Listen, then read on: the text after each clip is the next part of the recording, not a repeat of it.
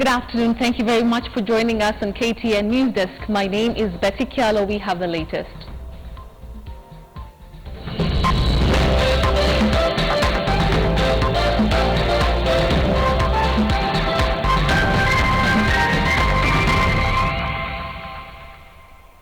Now, members of the National Assembly have discussed a motion seeking to promote inter-regional trade.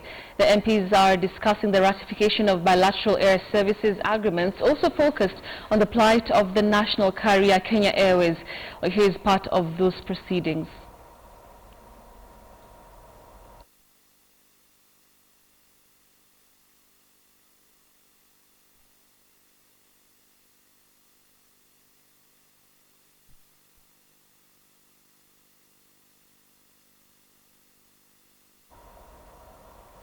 We'll have details of those proceedings shortly, but moving on to Nakuru, where a man has just been arrested on suspicion that he killed his lover in yet another case of suspected love triangle. Our reporter Rachel Menza is following the story now, joins us via the telephone with those details. Menza, thank you very much for joining us this afternoon.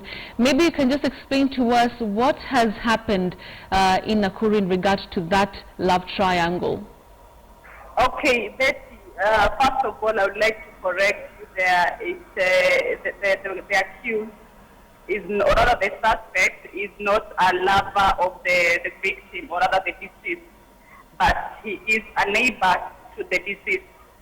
And what we have now is that police are detaining the man who is said to have attacked the woman at around 2 a.m. this morning. The woman was in deep sleep with her 3 children, and what we have is that the suspect forced the man, wanted to rape the woman rather, and the woman in defense, the woman was defending herself, and the man had a knife, and he stabbed the woman on her right wrist, her right hand wrist. And the woman is said to have bled intensively. And by the time she was taken to hospital, she passed on. Rachel Menza, thank you very much for those details. She's going to have a comprehensive story in our subsequent bulletins. But we want to bring you up to speed with the top story today in Kenya, and it's about the record-breaking numbers. A national carrier, Kenya Airways, this morning announced what would be considered as a mind-boggling loss in its full-year results announced earlier today. KQ posted an after-tax loss of 25.7 billion shillings, a 661 increase from its 2014 full-year loss of 3.4 billion shillings. Now, the loss is a record-breaking number in Kenyan corporate history, as the airline put it down to increased operating costs and losses coming from its full hedging program. We'll dig into those particular numbers. Maybe you can have the graphics on that. Revenues were flat, growing by 4% to 110 billion shillings. Well, this, however, almost wiped out direct operating costs, which stood at 76 billion shillings. Well, fleet ownership costs also grew by 108% to 25 billion shillings as the airline grew its fleet. While the airline was able to lower its fuel cost to 8 billion shillings, it made a 1.6 billion shilling loss from its full hedging program. This left Kenya Airways with a pre-tax loss of 29.7 billion shillings. The writing was already on the wall for the airline after posting a half-year loss of 10 billion shillings, immediately issuing a profit warning for its full-year results. With massive cash flow challenges, the airline has secured a 20 billion shillings bridge loan from the African Exim Bank to avoid sinking into bankruptcy. KQ has faced rising debts associated with new plane purchases, while reliance on tourists has also played a major factor in the loss that has been reported. Those are details of a story that we continue to give precedence here on KTN, and we will have our Abi Agina with a very interesting discussion on that particular developing story.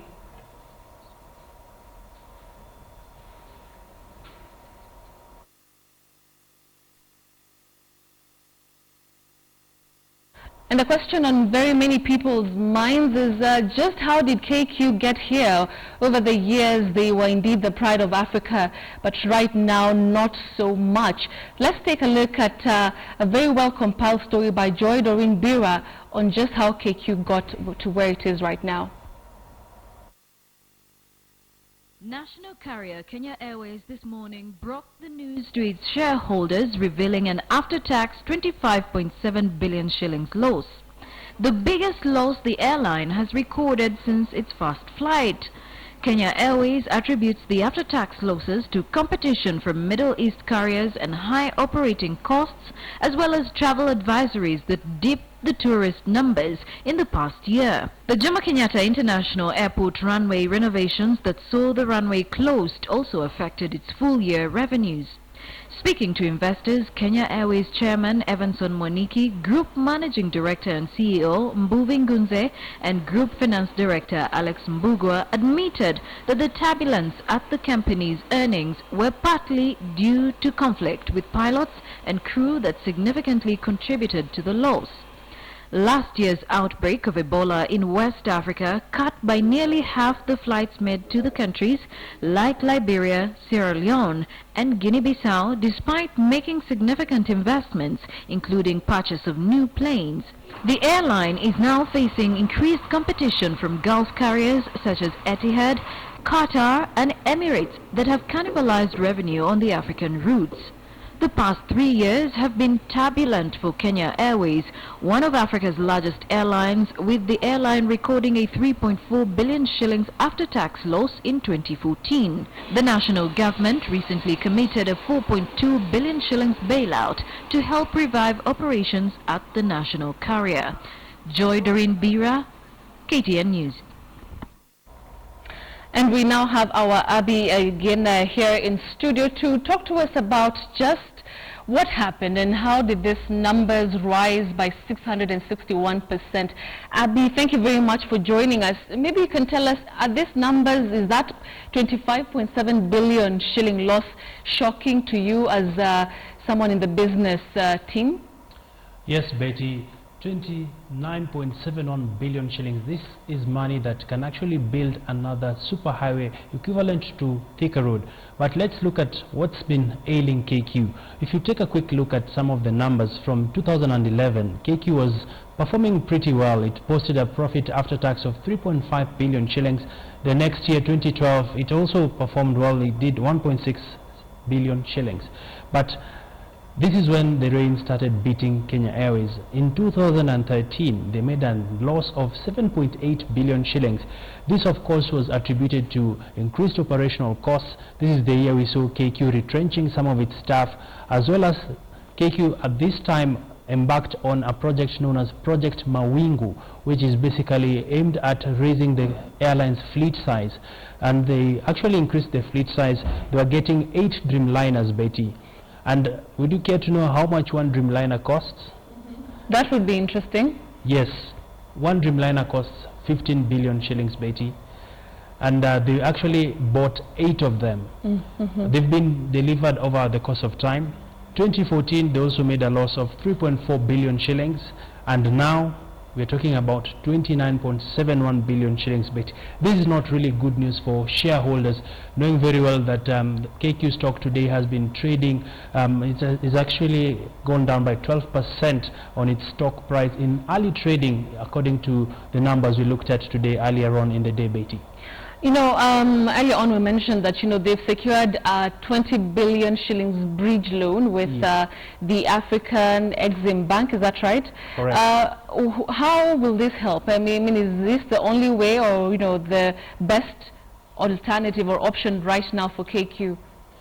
Good question, Betty. If you look at some of the dynamics that have bedeviled the national carrier, it's beyond this amount of the bailout. I was actually talking to one of the analysts earlier on, and he was saying the 20 billion shillings is almost like a drop in the ocean, because KQ is experiencing significant turbulence when it comes to its operational costs. They're spending too much on their wage bill, they're spending too much on their fleet expansion strategy, and all this, of course, it was planned for, but it's not yet clear really as to what got them into this, because it had been having very good cash flow numbers, but right now the cash flow has been a bit shaky to a point that we've seen a lot of issues happening with KQ. We've seen about a year ago we saw some of the air hostesses actually going on strike over the issue around retrenchment. So what are the options that KQ has as of now, Betty?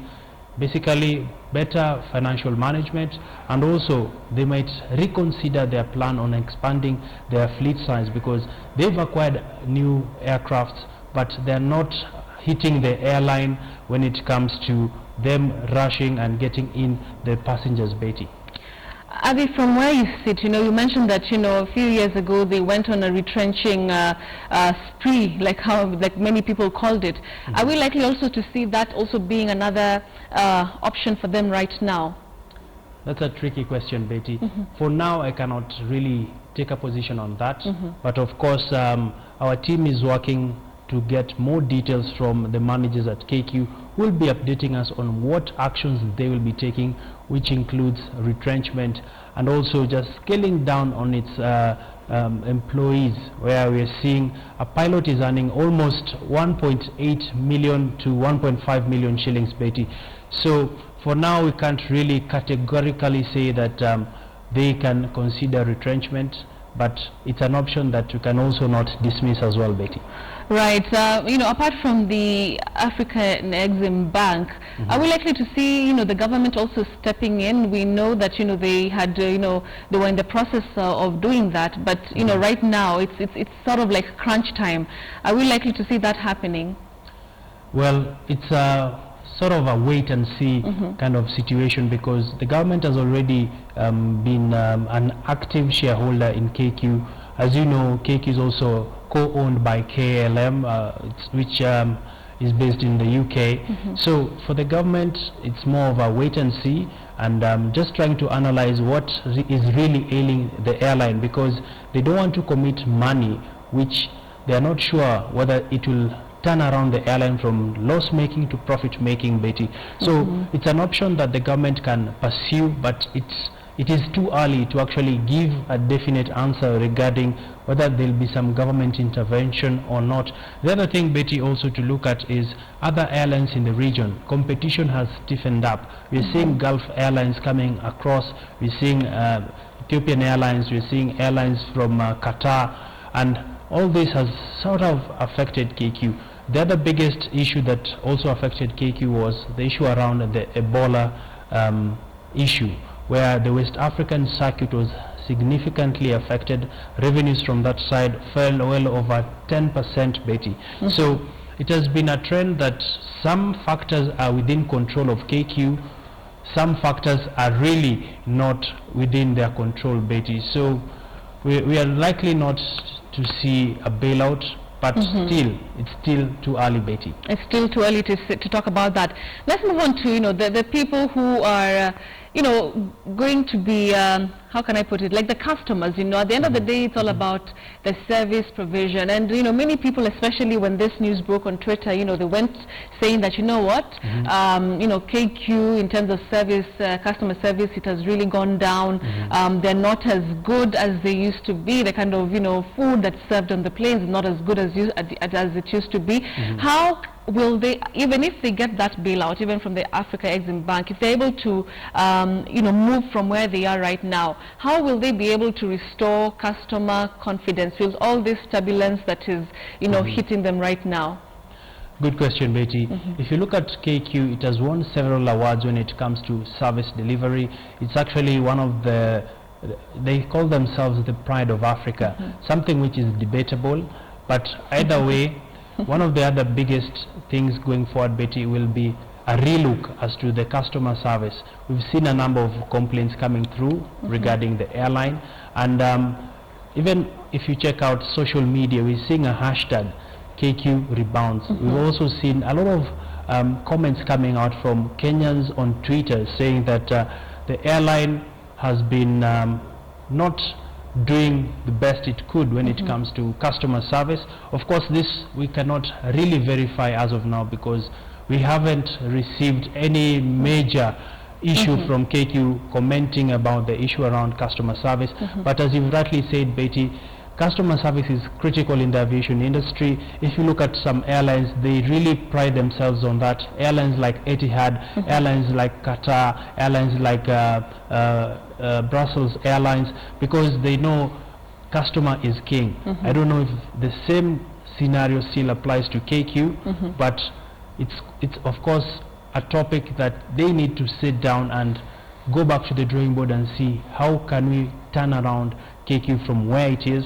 And we've seen even some analysts saying that the CEO there, Buvi Gunze, is a man who is quite determined to turn around the company. Of course, he was the former chief operating officer of the airline, and this man has actually done quite a lot for the airline in his capacity. He took over from Titus Naikuni, who was also one of the longest serving CEOs of the airline, who delivered the Dreamliners, Betty. So it's a question of customer service, handling the costs, and some of the costs include even fuel costs, which have actually hit the airline quite hard, Betty. So customer service remains very critical for them to address if they're to turn around their fortunes, Betty. Abby, maybe finally, let's talk a little bit about Jumbo Jet. It was, like sort of like a breath of fresh air into that particular airline. Are we likely to see it, kind of like supporting the main airline service, especially during this turbulent times, like I mentioned? Well, Betty, Jumbo Jet, if you look at the numbers, they have been actually doing quite well in terms of the domestic flights within the country. So Jumbo Jet for now is a key revenue driver for the airline, the bigger Kenya Airways family. And if you look at the travel patterns of Kenyans, we've seen a lot of people using these budget airlines to travel from Nairobi to Mombasa, people traveling to Eldoret, people traveling to the sides of Kakamega, and they've actually been expanding on their routes. So it's a good thing for the airline that one of its flagship brands as well is not doing very bad. But of course there's still competition in that niche, Betty, which has been tightening up. So going forward, Jumbo Jet still is important for them, and even just looking at issues around the cost of air travel, if this can be addressed, they are likely to make a serious comeback, Betty. So it's too early to rule out that KQ cannot recover from the turbulence, as you've said. They are flying now in, should I say, a turbulent territory, but as they keep on saying that they will maneuver the storms and they will bring the company back to profitability, Betty. All right. There's no better way to finish. Abby, thank you very much. Abby again, they're joining us from Studio B, just talking to us about the turbulent times, like he mentioned, of Kenya Airways. Like we are reporting, they have recorded a 25.7 billion shillings loss. Quite a record-breaking number. People have called it mind-boggling loss. A 661% increase from last year, where they just recorded a 3.4 billion shillings. And people thought, that's it. But today, they of course announced another major loss. But like Abby said, we hope for the best for the pride of Africa as we know it. Want to now shift gears and talk about matters health. Well, the government is maintaining that the polio vaccine is safe for use in Kenya. The Director of Medical Services, Nicholas Muraguri, said the polio vaccination campaign will proceed as planned. Meanwhile, the Kenya Conference of Catholic Bishops and members of Parliament are demanding that the use of the vaccine be stopped.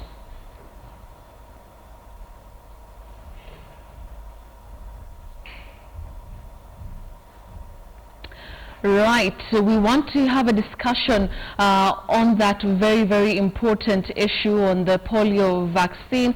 Well, this comes as, the World Organization is urging the Catholic Church in the country to drop its call on Kenyans to boycott the polio vaccination campaign, saying that, the vaccine is safe. The controversy on the polio immunization heightened ahead of its launch in the country on Saturday, with the Catholic Church questioning the safety of the vaccine. And we're now joined by Liz Wala, who is the CEO of the Kenya Medical Association. Liz, she's joining us from the City Center studio. Thank you very much for joining us, Liz. From where you sit, what do you make of this back and forth in between the Catholic Church, government, and now the WHO rather says, that this vaccine is actually safe? What do you make of this? Thank you very much, and we are glad to be represented here as the Kenya Medical Association. Mm-hmm. I think top on our agenda is the healthcare of Kenyans, to leave alone the sideshows that are derailing a very important public health campaign. From our standing, we do insist that the campaign goes on, because properly laid procedures have already been followed in regards with quality assurance and testing of these vaccines. So in terms of the objections that are being set up by the Catholic bishops, we are of the opinion that this campaign is very paramount to our efforts as a country in eradicating polio. Do you know how informed the Catholic Church is in terms of saying that the polio vaccine is actually not safe? Do you know of any surveys or tests that they have done to back their argument? No, from the statements that I read, the one that was released 2 days ago, their concern seems to be that they have not been involved in joint testing of these vaccines. And from the standpoint of the way vaccines are procured and manufactured and distributed, there are very stringent rules that are applied, because most of them are biological agents. And so for us to, again, subject the same vaccines in a local setting really beats the purpose, because even the capacity of the local laboratories to perform the tests that are required for vaccines is, none of the laboratories can actually meet the standards to run the full battery of tests required. From a layman's point of view, this vaccine has been in existence since so many years ago. Mm-hmm. I mean, I'm sure you had it, I had it, and so many other people, since so many years ago. Why is this contention building up now? Is it that it's a new kind of vaccine, polio vaccine, or what? Why now? The polio vaccine has been in existence for several years, it is true. In fact, what is amazing is that the same vaccine that is proposed to be used in the campaign is what is already being administered in routine vaccination clinics in the government setup and in the private healthcare providers setup. So it is also our concern as medical professionals that this objection is arising. Number one. Number two also is that they have not indicated what exactly are the safety concerns they have, because it is more of a matter of speculation rather than they've identified an issue and they want that issue pursued. Right, Liz. We want to understand, if a child does not have this particular immunization, what happens? Break it down for us so that we understand the importance of this vaccination from your standing. Okay, so the polio virus is spread through the feces. Mm-hmm. So a child can get it from the environment. Mm-hmm. And when a child gets it, they'll experience initially symptoms similar to malaria, like fever and joint pains and malaise. But after that, within a few hours, the virus spreads to the nerves and causes paralysis. Often it causes paralysis of the limbs, but then it can also spread to the muscles of the chest, so affecting breathing and eventually killing. And it is very important to know that polio does not only affect children, it does affect adults. In fact, our most recent cases in 2013 had 3 adults affected and 2 of them died from polio. So it is important that when this vaccine is administered to children through the mouth, they actually shed bits of it in the environment, and hence any child who may have been missed in the campaign or in the routine immunization is also able to be protected from the environment, something that we call herd immunity. Yes. All right, Liz, you know, we want to keep you here with us for a short time because we want to take a short commercial break. But one of the things that we'll be talking about once you come in, because there are parents who are watching and they're wondering, okay, fine, so the church says that I should not take my child for immunization, and you know, the government says we should. So what should they do? I mean, that bit of confusion there, we'll be talking about it in a short while. Stay with us. We are giving you the latest news updates here on KTN Newsdesk. My name is Betty Kialo. We will be back after this short break. Stay with us. And welcome back to KTN Newsdesk. Time to take a look at sports.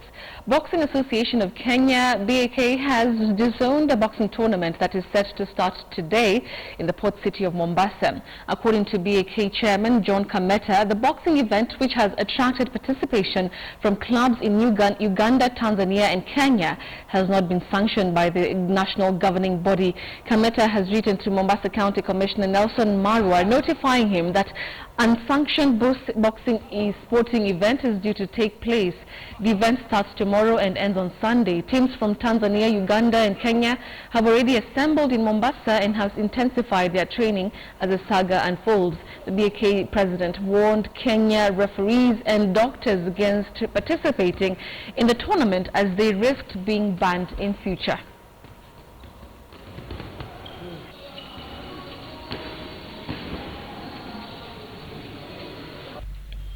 On behalf of Coast Boxing Association, this is news to us.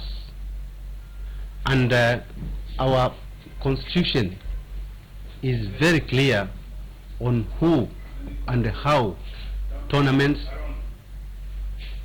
are supposed to be organized. People don't just wake up, anyone, organize a tournament, call a bunch of people. One, because of security. Specifically, I'm calling this meeting so that this office and BAK distance itself from this tournament.